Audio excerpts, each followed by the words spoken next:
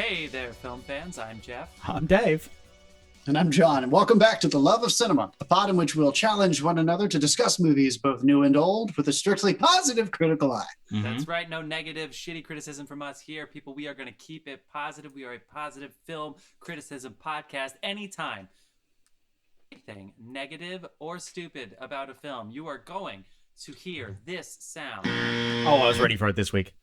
That means that that's what she said, we are drinking. That's right. We still keep the that's what she said jokes on the show. We're drinking. Positive podcast.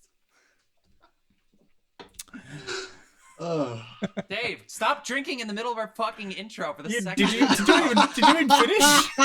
Get out of here. You know I go off script. Oh my gosh, people. Welcome to the Love of Cinema podcast. Yeah, pour yourselves a glass and that stuff. Oh my gosh. Jesus fucking Christ. We're smooth. We're smooth. John, can we just shout our people out? We got some shout outs. Carlos Barroso is our beer sponsor. Give him a follow on Instagram. The handle is Cbarrozo Bar 2019. That's CBARROZOBAR 2019. And the music you heard at the beginning, in the middle, and the end of every motherfucking episode is provided by the artist Dasein. If you're digging it, head on over to soundcloud.com/Dasein artist, and you can download all those tracks for free. And as always, please love us, like us, rate us, review, subscribe, all the things. The handle for most of our things is at the Love of Cinema Pod, except for Twitter, just at the Love of Cinema. Isn't that correct? That is correct. Please follow us on the socials. Reach out to us. We are doing the award season circuit, so to speak, and we would love it if you realized you were catching on to some momentum with award stuff and you wanted to have some fun with it and not actually get too serious about it. Come and hang out with us. Subscribe, reach out to us. We do respond. We will. Yeah. Yes. We're going to get to our featured segment featuring the two films you see in the episode title in 1 second. But first, we would love to let you all know what we have been watching. Dave, what have you been watching? What do you think I've been watching? Did you watch anything else? Actually, I watched WandaVision, of course, because finale. Big finale, but contained finale. I'm not going to give anything away because we know John hasn't seen it yet. Sorry, guys. But I don't want to ruin this, but I do think they're going to get a little bit of criticism from everyone who rode the wave of predicting what everything was.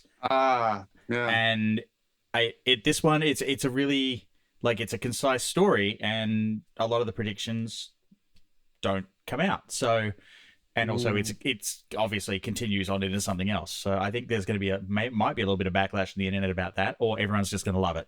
I haven't actually seen what the response was yet. But the other thing I watched, because I realized I'd only ever seen it once, and it was made in my country, was the Wolverine. The sequel. Sweet, dude. Yeah. And it stumbles a little bit in the middle, but it's still a really good watch. Yeah. Nice. Mangold. I watched that this week too, randomly. Yeah. Jesus. Wow. Yeah. Super random. What else did you watch, dude? That was it for me. I had a busy week. Nice, dude. Yeah. Yeah, I enjoyed that one. I watched, you guys, I watched Tenet. What? I rented it and watched Tenet, and I don't want to talk about it. I don't want to talk about it because I want you to see it first so we can have a segment where we talk about it. We'll do a midweek Tenet stream. Yeah. It is available for I think it's the $4.99 or $5.99 rental now, if you want to give it a shot. Anybody out there in the verse. Yeah, I'm glad I watched it, but I do want to talk with you guys about it, and I think we're going to have fun talking about it. So I'm going to hold off on any of my opinions. Just in case anyone doesn't know, cinemas reopened in New York this week at 25% capacity, and Tenet is back in theaters. Shut the fuck up. Yeah. Oh, yeah. He was not letting that die. Of course he did that. So there's more Tenet news than you ever wanted.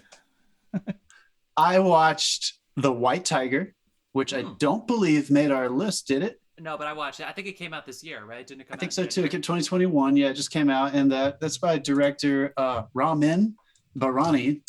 No offense. I hope I'm saying that name correctly. I really enjoyed it. I think Jeff, where'd you Netflix? I think I saw it on Netflix. Yeah, definitely Netflix. Yeah, really cool. I like Indian cinema anyway, but this one was a really interesting movie. It's accessible for sure. There's some little intrigue and mystery there, but it's coming of age as well. It's pretty cool. I recommend it. I finished The West Wing. I watched the sequel, the Borat that came out this past fall. That was funny. Yeah, that won Golden Globes. Too, yeah. I mean, it was very. You know what? I think Sacha Baron Cohen has been married for a while. I think he's got a little family action going on. There's actually some like moral and ethical things that you like. He like has a lesson in this movie. It's a little different than the last one. I don't know if he got away with being Borat, who like nobody knows who the fuck he is anymore. He tries to play into that. It felt a little more staged than the first one, but still had a good point to make. I think that's why the second character was added. Because he knew he couldn't. Because he knew he couldn't get away with it. The daughter's in there, and he's like anyway. I also watched today. I've been meaning to watch this for like a year. I think it premiered 2 years ago or last year at the Toronto Film Festival. It's about Jane Goodall. It's called Jane, and Philip Glass wrote the score to it. It's mostly 16 millimeter footage from her early days there, and they just kind of piece it together. There's still some documentary things. Beautiful. I think it's on Disney Plus. I definitely recommend that. Jeff, what'd you watch, dude? I didn't watch a lot. My workout show, which is what I watched when I was working out, so that I could see things. I started the first episode. Are you still on Your Honor? No. But you started that last week for your workout show. I thought it was your workout show. Yeah, I'll get back to it. Okay. I know we make fun of Disney a lot, but I was watching the Imagineering story. Told you. Yeah, the one I watched. Yeah, the first few episodes are great. I'm on 3, so there you go. And then I want them to get into the films and stuff of the 90s, but whatever. Okay, and then I finished Wanda. Sweet. It was good. All right, let's fucking do it, you guys. Let's do it. Mandalorian got me in the groins more than the show did, but that's okay. Whatever. Here we go. Let's move into our featured segment. So this is the 9th week of our It Was the Best of Film, It Was the Worst of Film of 2020 series, where we pair a supposedly good film that may be nominated for some Oscars with a film that may be nominated for some Razzies. Eventually, they're just going to have the Oscars and end this. We're at the end of April, so the nominations have to be coming out in about 2 weeks. Or so. Very soon. Our disclaimer is that our various sources were online odds makers. These were not chosen as films that we are either rooting for or against. And again, follow us on these socials to see what we've been up to, what we're watching next week. We're going to announce at the end of this here podcast. We would love for you to watch along. I think both of our options for next week are streamable for free with subscription services.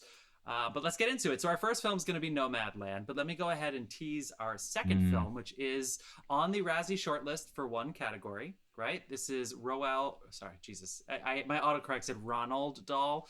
Our second film will be Roald Dahl's The Witches, 2020 release on HBO Max, available now. It took the children's dark fantasy novel out of Norway and placed it on the Razzie shortlist, specifically 4-star Anne Hathaway, primarily for her accent. That's I believe what happened there. In my setup. Yeah. It co-stars Octavia Spencer and Stanley Tucci. It's narrated by Chris Rock. Witches turn mice to kids, squish them. Chloe's cat loved it. Is it really that bad? Find out to hear our take on that. But let's get into our first film, which is the winner of countless awards already, including the Golden Lion for Best Film at the Venice Film Festival. I think it's up to 15 so far. 15 awards? Yeah. It's collected since release. If you go on IMDb and you just hit awards, it's like you scroll forever. Nominations, awards. Oh, okay. Yeah, I just saw the big ones. Yeah, well, that's what she's. Yeah. I think technically it's up to 171 wins right now. Great. It is the front runner for Best Picture and Best Director. Let's see, where did I get off of this? Okay, so yes, it recently won 2 Golden Globes for Best Picture Drama and Best Director for Chloe Zhao. It stars Frances McDormand, David Strathairn's actual son in real life, and a lot of actual nomads who had no idea Frances McDormand was an actress. That is true. That's how good Franny is. Franny, the person who got us our first Gush alarm, Frances McDormand, people. She is a hero of ours on the pod. We'll get talking about her here. This movie is available now on Hulu. It is Chloe Zhao's third feature film after 2015's Songs My Father Taught Me and 2017's The Rider. all three of which she wrote the screenplay for. Nomadland she adapted from a book, but it's really a memoir by Jessica Bruder. And the first two are set on or around Native American reservations in South Dakota. A lot of this film is set in South Dakota.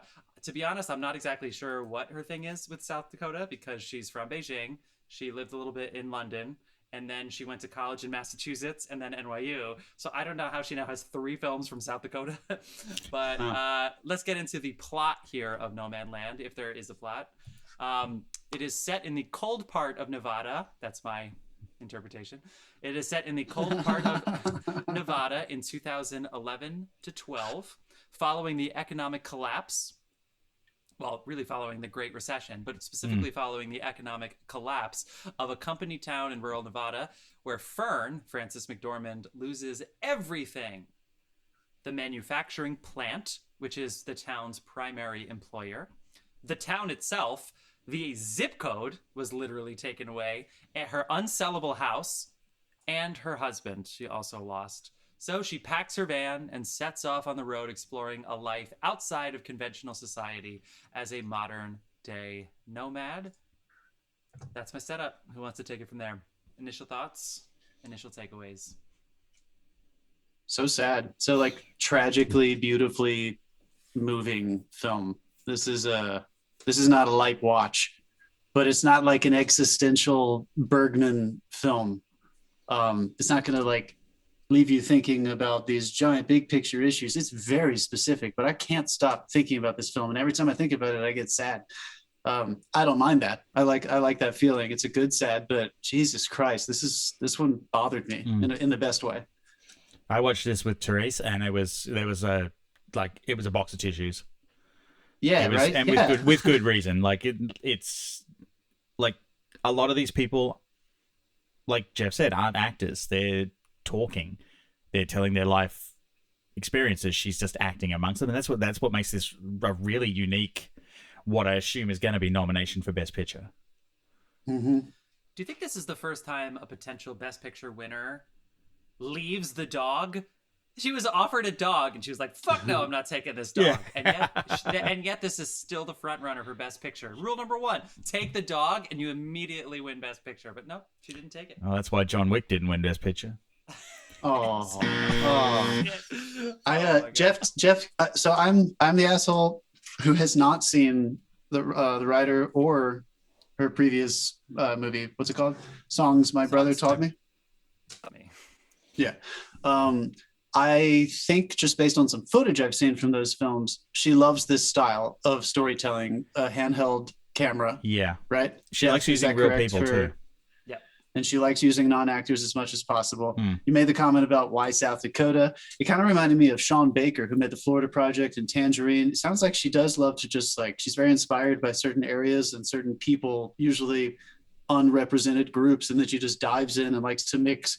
This felt like a verite documentary. Like if Frances McDormand wasn't a legend, then I would have thought like, fuck it, we're just following around this lady.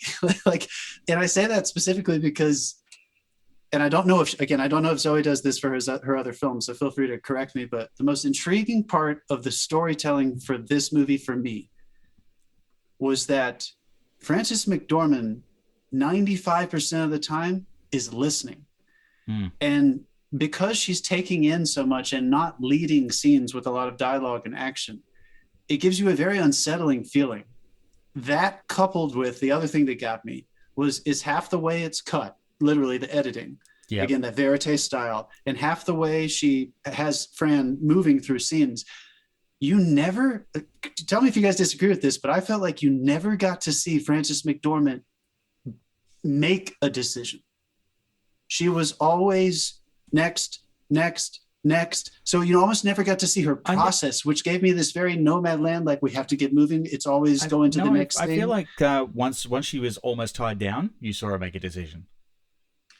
That was one of the only times where she kind of did it. But even in the way, there was one section there, like there's one scene there where he's helping her unload her car, and the box falls apart and her plate breaks, and Oh my That god! was that was yeah. In 10 second, a 10-second scene, she acts her ass off. You see the loss on her face because it's like you have what you fit in your car, and these are your prized possessions. You carry them with you everywhere you go, and it just broke.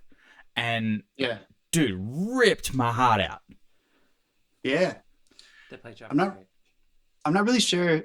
Let me ask you guys this, because like, we're not a podcast that's trying to tell you what to think about each film in terms of like emotional impact. But I'm curious what you guys took away from this, because I thought there was a lot of commentary on their generation, American finances in general, and what happened in the aftermath of the Great Recession. And like, it's kind of commenting on how we're still approaching economics, especially in the light of this pandemic. This type of personality, I thought there was something there too, that we were watching. This was a film about somebody who ran. Like, she's kind of on the move all the time. That great scene between her and her sister.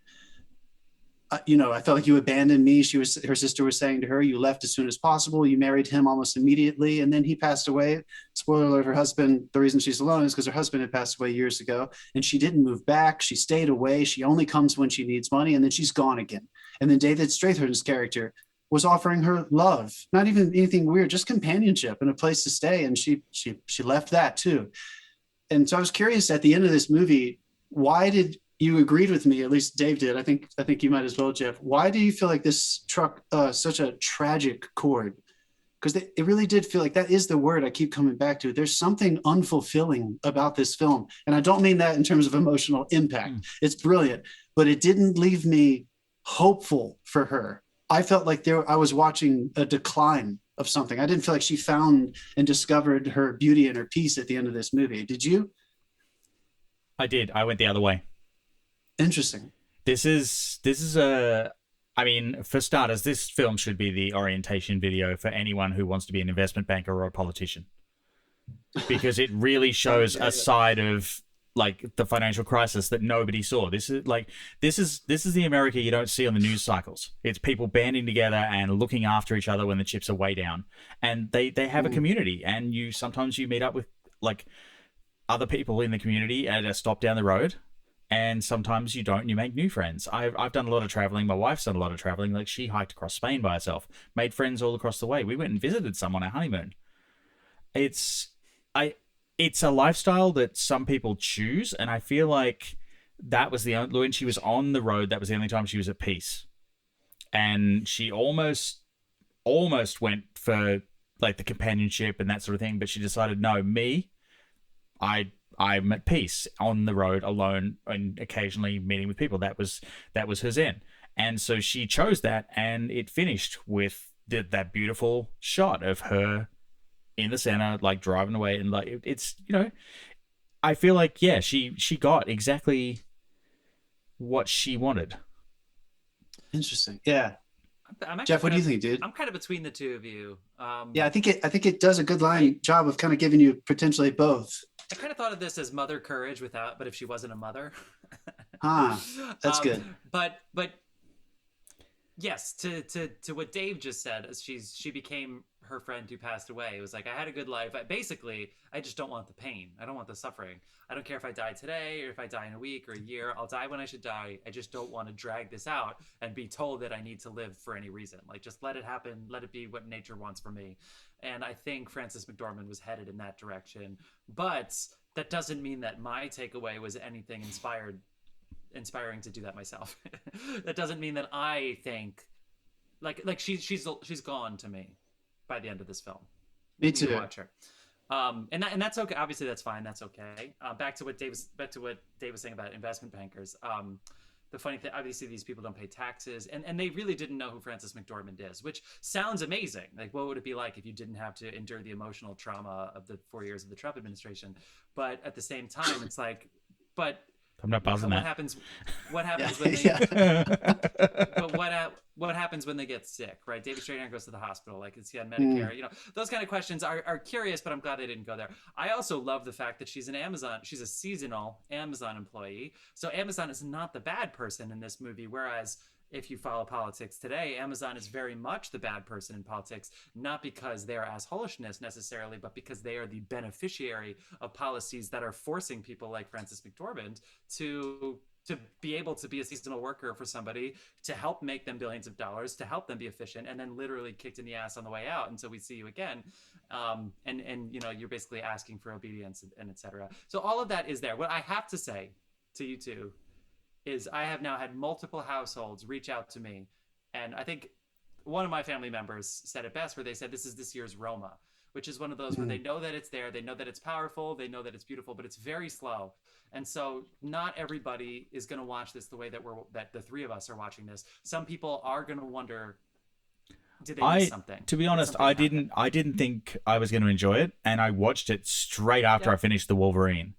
So I went from the Wolverine into this, and it got me. It really got me. It's like, I feel like she's so good, and it was directed so well. Like, how fucking good a director do you have to be to work with people who are literally actually just nomads? They're not actors. Like, if you look up these guys, they have one acting credit. This is it.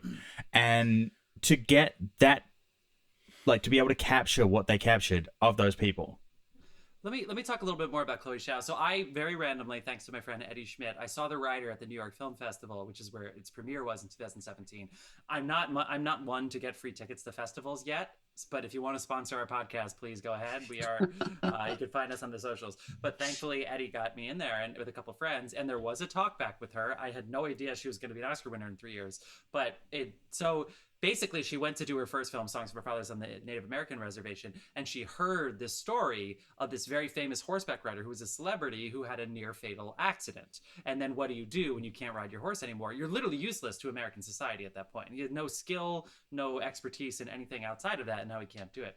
And so she basically based her next movie on that.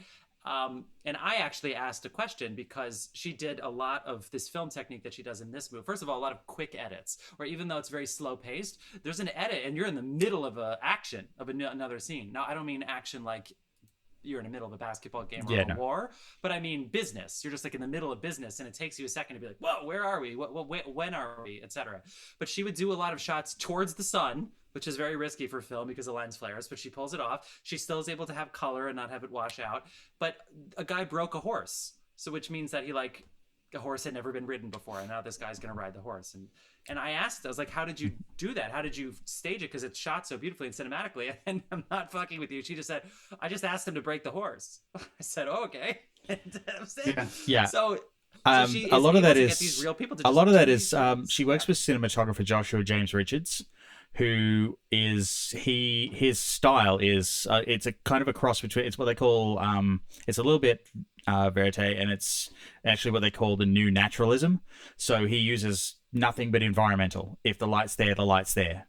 He's not, like, very rarely does he rig an extra light in a scene. And he, like, if this is anything to go by, he's a natural. It's almost like he told the fucking sun where to be for half of these scenes. Oh my god! Yeah, I was wondering, were they chasing sunsets and sunrises, sunrises and sunsets? Yeah, he's half the movie is either. This seems to be his, like, these shots are his specialty. He's a fucking natural at this. I do. They went to I wish I saw NYU this together. I wish I saw this in the cinema. Having seen The Rider in the cinema and knowing what it looks like, it puts you in a meditative trance, which you at home, I would ask, if you're going to watch this movie, please allow yourself that opportunity, because it's going to feel slow if you're on your phone and on Twitter. But when I sat back and I just let those I felt like I was washed away in the movie. And I do kind of wish I had that with this, but it still hit me. But I know that the theatrical experience would have even been more, but that's okay. Peter just joined us in the chat and he agrees with me. Who said that? Peter McLean. Yeah, he absolutely agrees with me. That's what it says. Don't bother opening the chat. He just agrees with me 100%. Okay, great. Oh, okay. Sorry, I think films like this. I think films like this are a good cue to remind us that, you know what, it's easier to take experiences seriously when they're removed from the comfort of your own home. So it probably would be easier to really dive into something like this in a dark room with other people. But, just like reading a book, like, do you feel that way about picking out some good literature? Every now and then, these best picture things are going to challenge you, and you're supposed to be challenged. Yeah. The point, she made this film to challenge you. She did not make it to only entertain you while you have your phone in your right hand. This is something you go to see with like 15 friends and then sit in around like a fire pit and discuss for 3 hours.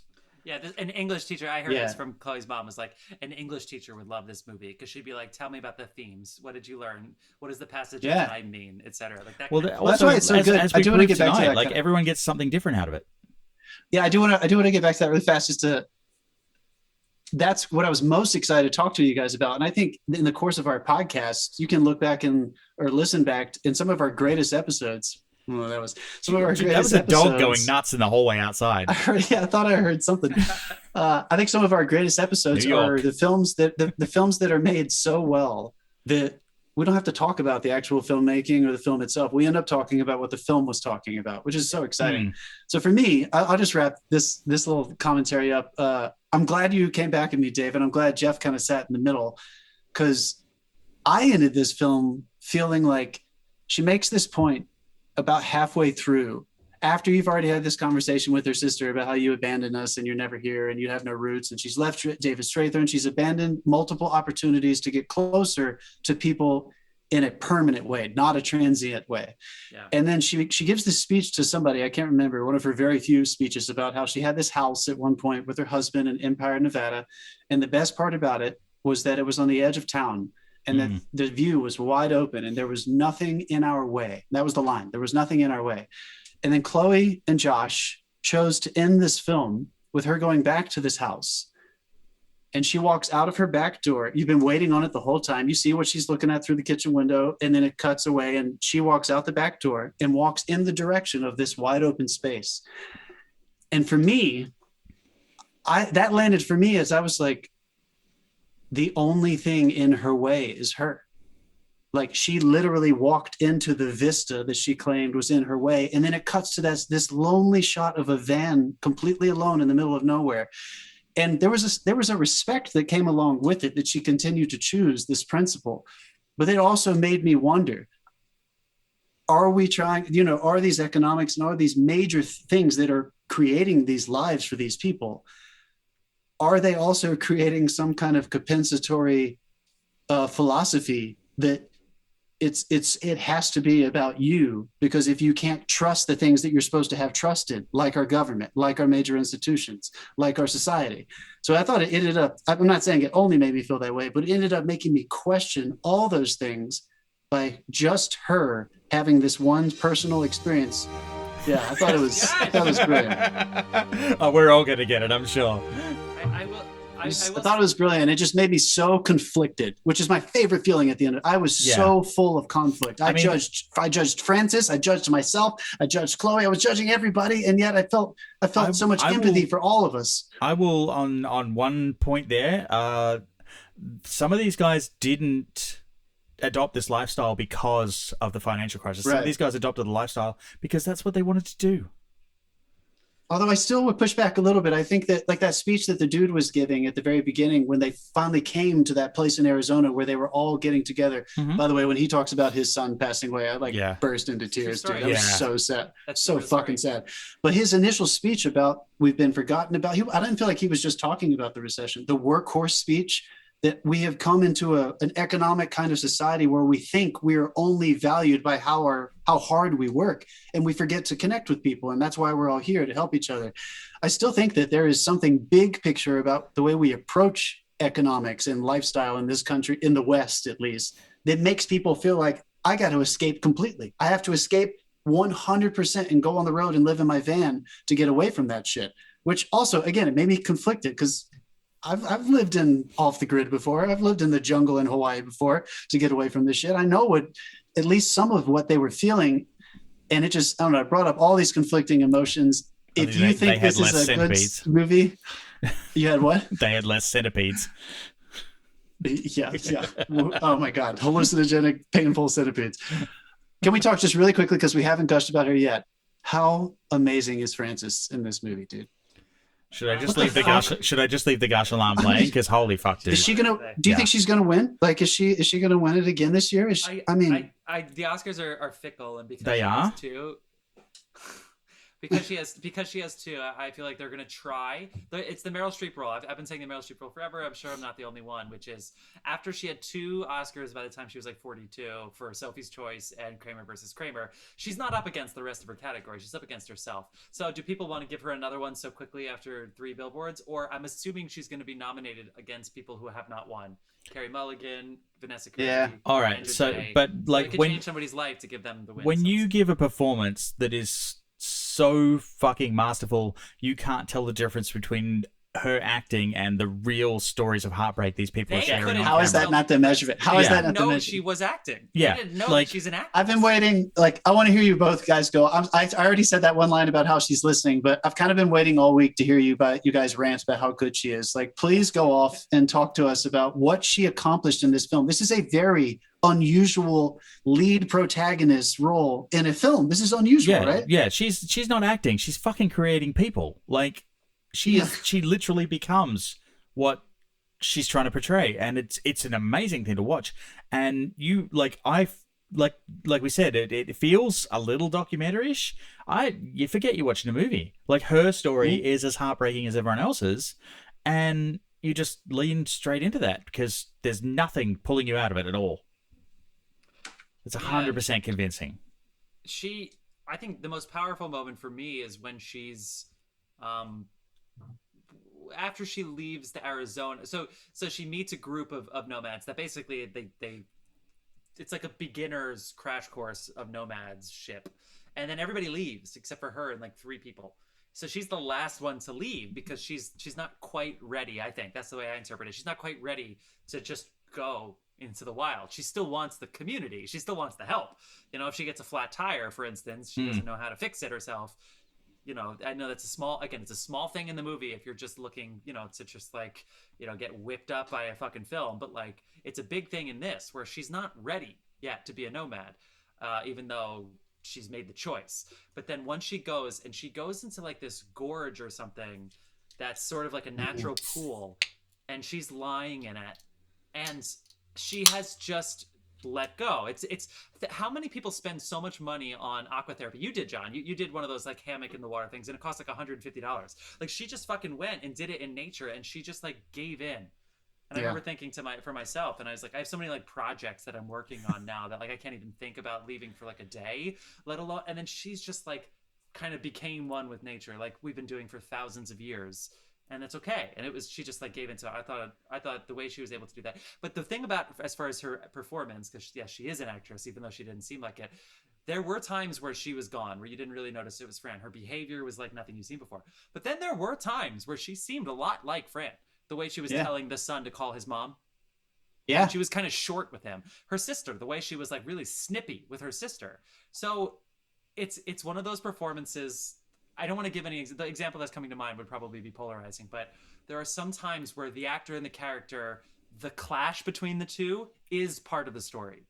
So I think Frances becoming this character and giving up Frances, but sometimes not being, you know, like whether it's Frances or whether it's the character, her internal struggle becomes 3-dimensional. It's not like she's just acting or just not acting. Does that make sense? It does make sense. There, okay. Yeah, fuck yeah. Fuck yeah, take a drink.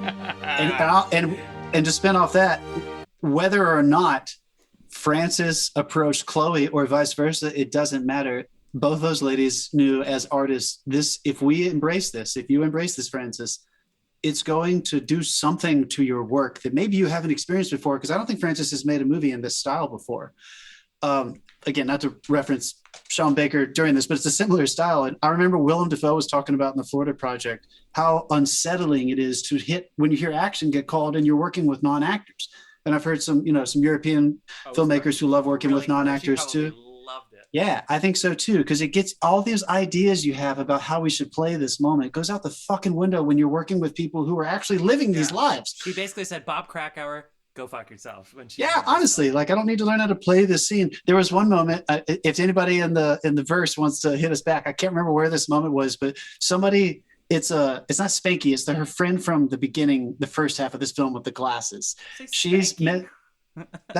Isn't Spanky the one who passes away who has cancer? Isn't that one her name's Spanky? The one who sends her the video with the swallows and the river.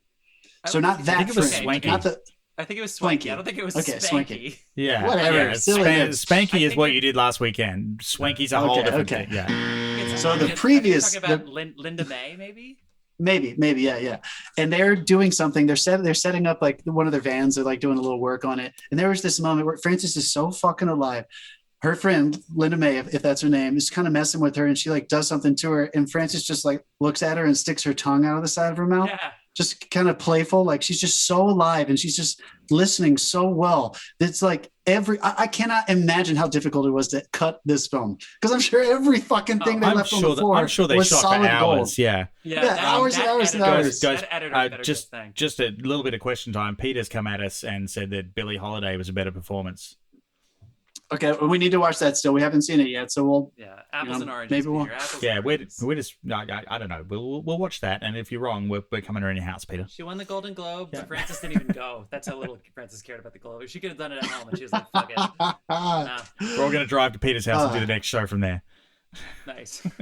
Powerful film, though. I'm very glad Chloe Zhao is out there and making movies. This is a challenging style for our mainstream kind of stuff, and I think the French New Wave would have eaten her up. And I'm glad she's a part of this new wave that's happening right now in America.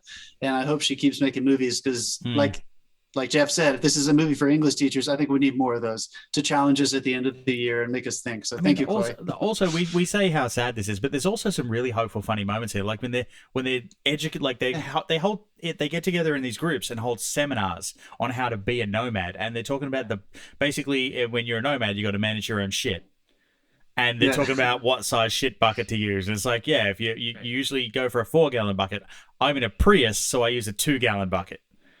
Yeah, and it's like, if you have bad knees, use a 7-gallon bucket. Like, seriously, it's so funny. Yeah, dude. And everyone's laughing, everyone's having a great time. There's a lot of hope in there, and there's a lot of like it kind of filled my heart. This actually inspired me to get to know my community better, because I feel like in a New York apartment you're a little bit isolated, so I'm gonna make an effort to get out and get to know my community a little better.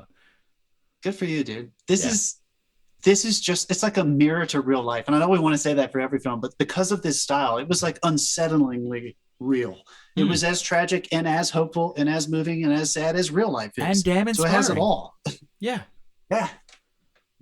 Good stuff. Oh my god. And I hope Ted Oh Cruz my fucking God. hates this film, that dickhead. Okay, great. Not buzzing that either. All right, friends. Well, this is Nomadland. Fuck the rules. Hit the gush. Hit the gush. Everybody's experience with this film is a little bit different. I think it's a good thing that Fuck this you, film is Ted out there and that this Cruz. film's awesome. And I'm just saying that because it's like an Americana film, and it doesn't matter. Okay, people, we're gonna leave it there. We'd love to hear more. Find us on the socials, reach out to us, but we're going to take a quick break. And when we come back, we are going to be discussing Roald Dahl's The Witches, starring Anne Hathaway. We will see you soon, film. Strap yourselves in.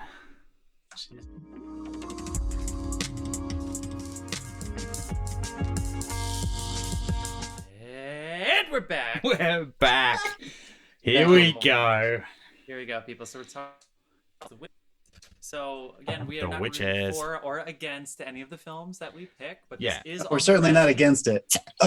Just open this bad beer. This is on the Razzie shortlist, primarily because of Anne Hathaway. Now, to be fair, Anne Hathaway, I actually can't be. You're so like right out of the gate. That's right. We go from cinematic masterpiece to cinematic what the fuck. Hold on. Oh my god, you guys. To be fair, Wow. to be fair to Anne Hathaway, she is being nominated for 2 different roles put together. So it's not like it's just because of this film. It's also because of things I wish he said. I forget what The last thing he wanted. The last thing he Jeff. wanted. I was ready this week. We all forgot the title last Yeah, week. that was in our first episode of this series. So go back to our feed to Jesus. find what we thought about that. But anyway, directed by Robert Zemeckis, Oscar winner for Forrest Gump. Man, we're talking Contact. And also, Passed away. like, Back Back to the Future. Yeah, so Bob Zemeckis, he did the thing that all good directors do, which is they start making movies for their kids or grandkids or whatever. They become a grandpa. He makes this movie. He gets a huge That's a budget. cautionary tale, isn't it?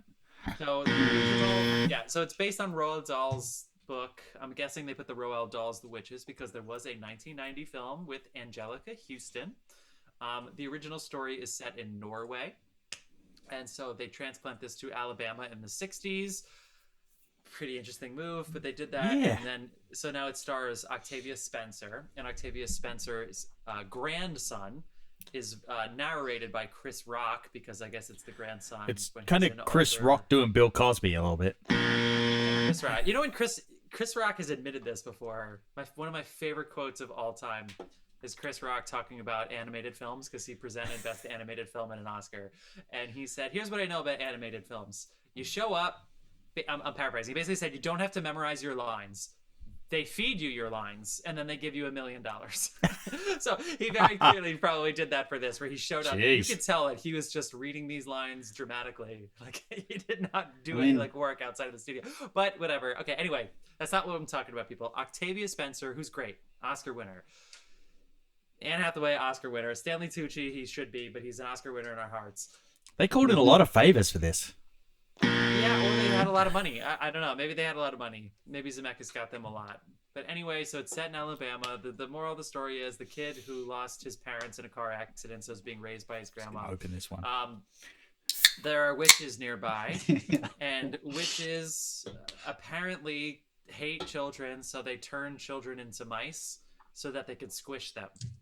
Right? So very clearly not an adult film. But sometimes chickens. Yeah, the chicken thing, they never really added that up. Oh, yeah. Did they No, mess up? her big plan was to turn all the kids into mice because they're easier to squish.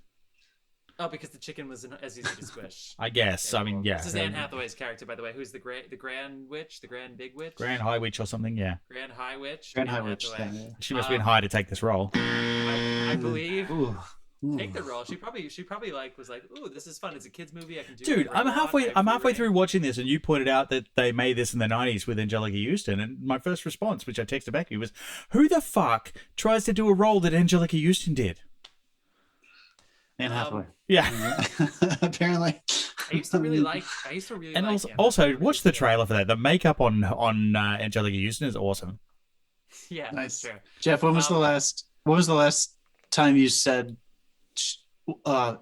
great work, Anne Hathaway? When was the last time you walked out of a theater and said that was another good performance by Anne Hathaway? The Intern, I think that was probably the last time I was like, that was a good movie, and she was good. Yeah, The Intern. I thought she was okay in Dark Knight Rises with what it was, but I thought she was okay too. She was underutilized, but Interstellar. She wasn't Interstellar. I liked her in Interstellar. Yeah. I thought she was good in the last thing he won. She was not my problem with that movie. Correct. Yeah, I thought she was pretty good in that. Yeah. I really hope we're not coming across. No, actually, no, I don't think so. She was definitely not the problem I had with The Last Thing He Wanted. I can tell you that. Yeah. I agree totally. This movie, everything else was the problem I had with The Last Thing He Wanted. I guess the kind way of saying it is that she took a chance in this movie. She tried to try some things out, including, I swear on my life, her accent changed from scene to scene. Sometimes I heard Scottish. John, you heard Norwegian. Sometimes I heard like Czech or Danish. I really don't know. I didn't even hear Norwegian. I was just guessing. Is that what Norwegian sounds like? Because I will say, good acting teachers will say, like, you have to play off what the other person's giving you.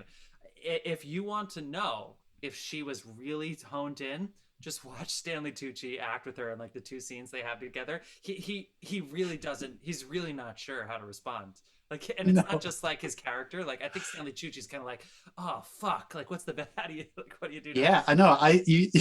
You're totally right, dude. You see the professional Stanley Tucci uncomfortable with should I respond accordingly or should Stanley I just Tucci play? It's like, you know what? Fuck it. I'm just going to ground this. Stanley Tucci, who can make Meryl Streep better, basically on the spot had to do what Dave just said, which is let's ground this movie. Yeah.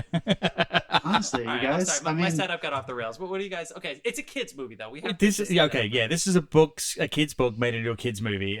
I mean, was the Razzies list this year made by adults thinking movies were made for them? Like kids movies were made for them? Like the Razzies list, was it adults thinking kids movies were for them? Oh yeah. Well, that's why. And then I wrote that note. I wrote that note at the beginning, and then 40 minutes later, nope, I was wrong. This is not good. The Razzies latch onto celebrities that are trying to cash in, like whatever. Anyway. So apparently, at the beginning of this, when you look this movie up, like the little blurb you'll get on your streaming device is gonna say a reimagining of Roald Dahl's tale. So I guess they were saying, hey, look, we're taking some serious liberties with the style and the way we're going to approach this. the only thought I kept having when I was watching this over and over and over again was that if it was presented a little bit more grounded, this would be super eerie. And I think kids would have responded really well to like how unsettling these if you just say it and actually just show it more realistically. I think the fact that, you know, like Anne Hathaway is a good example, but it's so over the top in some places that there's a comical absurdity that and not a absurdity is not the right word, because Matilda I think actually did a decent job. There's a tone problem here. This is just dark it never as felt shit. uncomfortable. But it never felt uncomfortable. It always felt silly.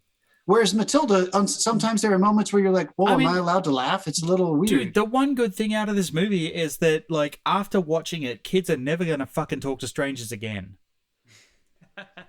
Honestly, dude. The CGI was like, cool. I prefer makeups. And, like, you know what? I feel like half of these scenes were, like, the length they were so they could justify some visual effect.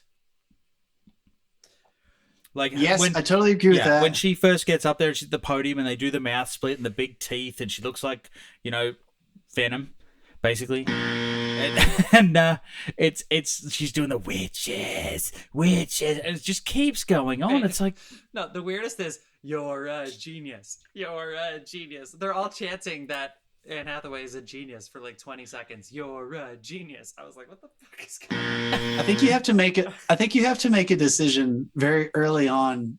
And I'm not trying to like speak for anybody who was in charge of making this film, but I think you have to make a decision very early on with your department heads.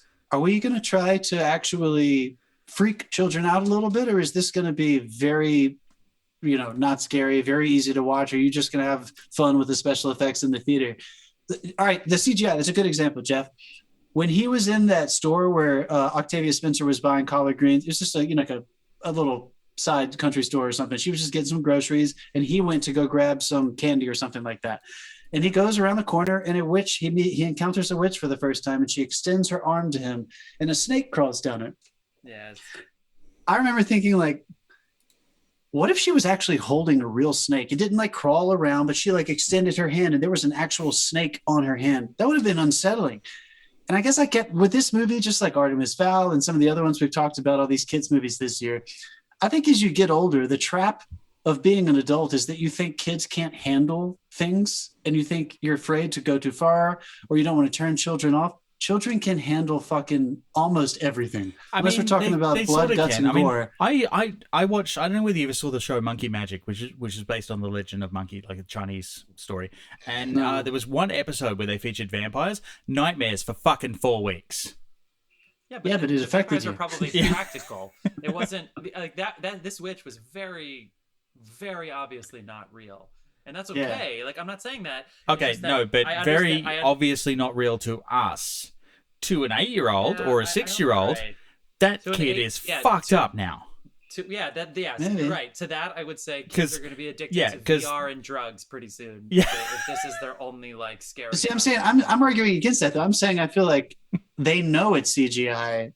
They know it was fake. That woman in the store was a fake mouth, a fake snake. I think they would have been more ready to get on board for this story if they didn't utilize the CGI practical? And the fake mouths so much. If there was maybe just, I don't even want to say it's explicitly, it's only the practical element. It's more of a tonal element. Like they went into this, I feel like, with the choice of, we don't actually want to scare kids. But I think Roald Dahl did want to scare kids. I do think he wanted to do that. No, I think I disagree with you. I think they did want to scare kids. And I'm with Dave that they think that this is the way to do it. They think that using the CGI puts them in like a headspace that's not based in reality. So it's sort of nightmarish that I mean, way. I get it. To me, you want to use the modern technology, but... There are moments, you know what? I did get freaked out when she reached into the air vent and her hands and her arms grew and she was chasing the mice. That was, there's some moments where you can use that technology. I just thought they may have overused it, which is easy to do nowadays, I guess. Also, I mean, did you like all of Anne Hathaway's flying? Did you think that worked? Her practical error works? Yeah. No. One did. I thought that was weird to use that. I was like, why are you using that? Why is that the only practical thing in this whole movie is the wire work? I mean, also, like, let's just focus on Octavia Spencer for a second. Her character is the worst fucking role model ever. Oh, like, oh, come on! Why? Okay, seriously, her her spiel about feel better is, I knew someone who died, so buck up and eat your cornbread. All right. The kitchens. By the way, that kitchen is where they talk about God in this film. Every time they're in that kitchen, A lot of God, Yeah. fucking God comes up. Wait, wait. Also, What's your- I mean, I what's might be your a little next bit, I might be a little bitter about the opening of this, because the first time I watched this movie, this was my second watch, because I watched this movie just giving it a chance. I was like, I'm going to watch this. I think you need to buzz yourself. It was great. for just watching it twice. And you get one too for saying sorry. that. I know. Sorry. Oh God, I finished the second beer. Okay, Oh, what a shame. on to the third. All right. Oh yeah. These are 9%ers, you fuckers.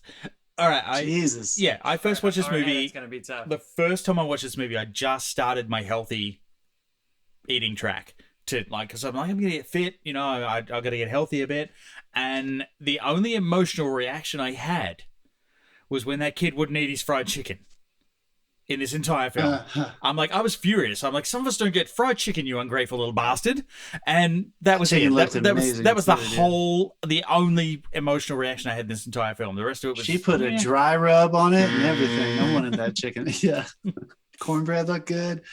I feel you did. Although I will say, I'm going to go to bat for Octavia. I think she thought she was in all right. I'm being a little hard on her. a good movie. Like, Yeah. I feel like she was churning out some grounded moments. She pulled the semi Tom Cruise and came back in singing and dancing, and yeah, it was Her dancing was amazing. Yeah, that was awesome, dude. I Yeah. did like her character. I just didn't like how her character was written. Yeah. You know what I'll say? So the kid was really sad at the beginning because his parents passed away and he had to move in with his grandma. I would say the sadness before the witches came in, that was cutting pretty deep. I actually think we have seen 2 movies today, both of which handled grief better than WandaVision. How's that?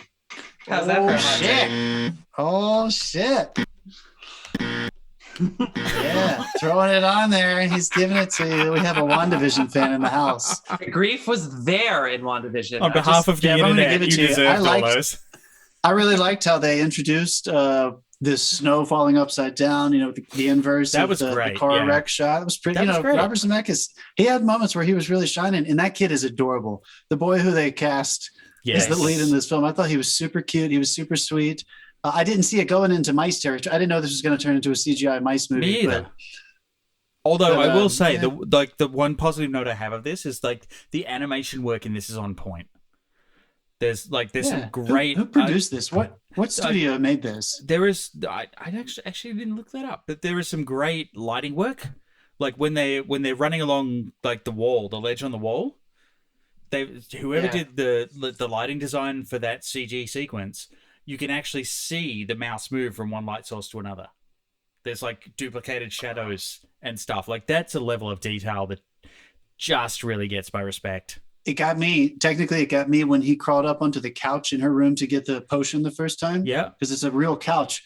I was like, wow, that looked really excellent. There was a lot of practical stuff they used with the mice scenes, but yeah, I don't know. I guess same thing that I often find myself asking in a lot of kid movies, except for brilliant ones like Pixar usually doesn't make me ask this question, is what were you hoping to achieve?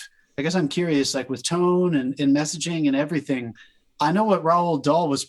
I think I have an idea of what he was trying to get to with this. He likes to mess with the almost scary stuff in children's imaginations. He likes to put it out there in an almost absurd way. I used that word already, but he likes to kind of just put it out there and then make the children kind of have to imagine how it would feel to be in that situation. I'm not sure if I felt that way in this film. I felt like I was a little safe the whole time, and I think they could have gone a little further from me. But if I had a kid, I would watch it with them for sure. I have a question about Roald Dahl. What is his obsession with fat, greedy kids obsessed with chocolate? Good question. Right? He definitely had a bully or some kid in his school that was fucking snob rich kid that had all the chocolates. Yeah. Can I say something really funny about so I watched this with Chloe and her mom. Go for it. I can't wait for this. I had a gummy, and when this movie started, it was in Spanish, and we didn't stop it for you let it keep going. It opens with title cards that are in English, and so there's a Spanish dub, And so I thought it was part of the movie. Please tell me there was Spanish Chris Rock. I have to go and watch this after this. I cannot wait to hear Spanish Chris Rock. Yeah, 100%. Well, again, Yeah, I have totally done that before, dude. I could see it was written. Because words were written in English, and they were saying something in Spanish. So I thought it was part of the movie for a very long Dude, time. if Chris Rock knows Spanish and just did the Spanish for this, I'm even more impressed because I love Chris Rock.